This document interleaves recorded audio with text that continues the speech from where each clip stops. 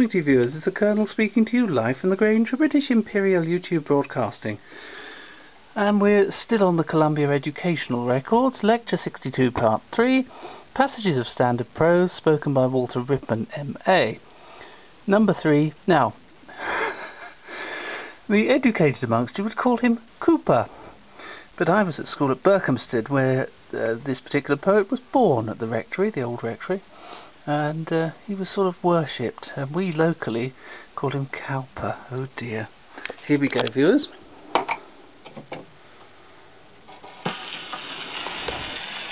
Everyone endeavours to make himself as agreeable to society as he can.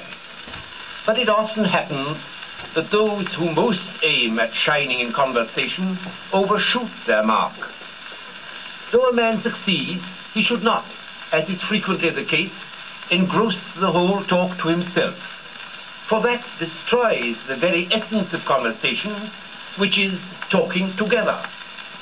We should try to keep up conversation like a ball bandied to and fro from one to the other, rather than seize it all to ourselves and drive it before us like a football.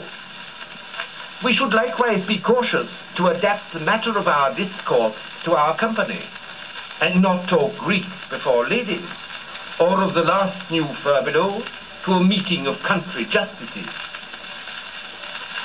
But nothing throws a more ridiculous air over our whole conversation than certain peculiarities, easily acquired, but very difficultly conquered and discarded. In order to display these absurdities in a truer light, it is my present purpose to enumerate such of them as are most commonly to be met with, and first to take notice of those buffoons in society, the attitudinarians and face-makers. These accompany every word with a peculiar grimace or gesture. They assent with a shrug and contradict with a twisting of the neck, are angry by a wry mouth, and pleased in a caper or minuet step. They may be considered as speaking harlequins, and their rules of eloquence are taken from the posture maker. These should be condemned to converse only in dumb show with their own persons in the looking glass, as well as the smirkers and smiers, who so prettily set off their faces, together with their words, by a something between a grin and a dimple.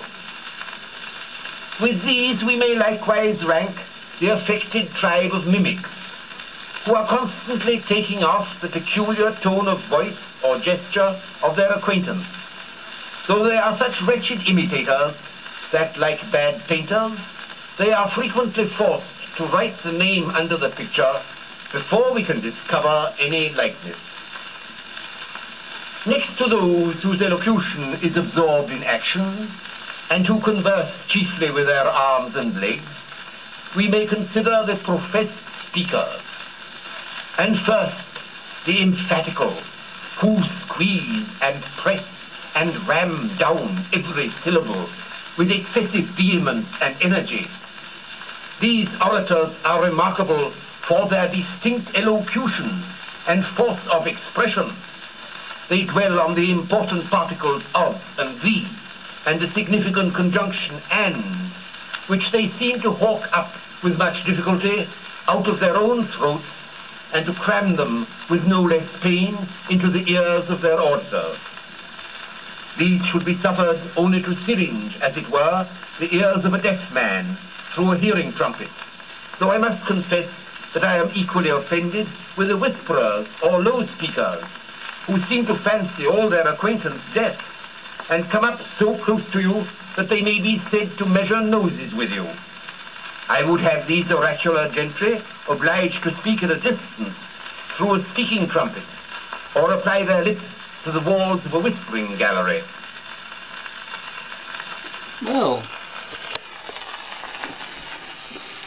Cowper was, Cowper, whatever he is, was certainly rather forceful in his views, wasn't he, viewers? Thank you, viewers, and goodbye.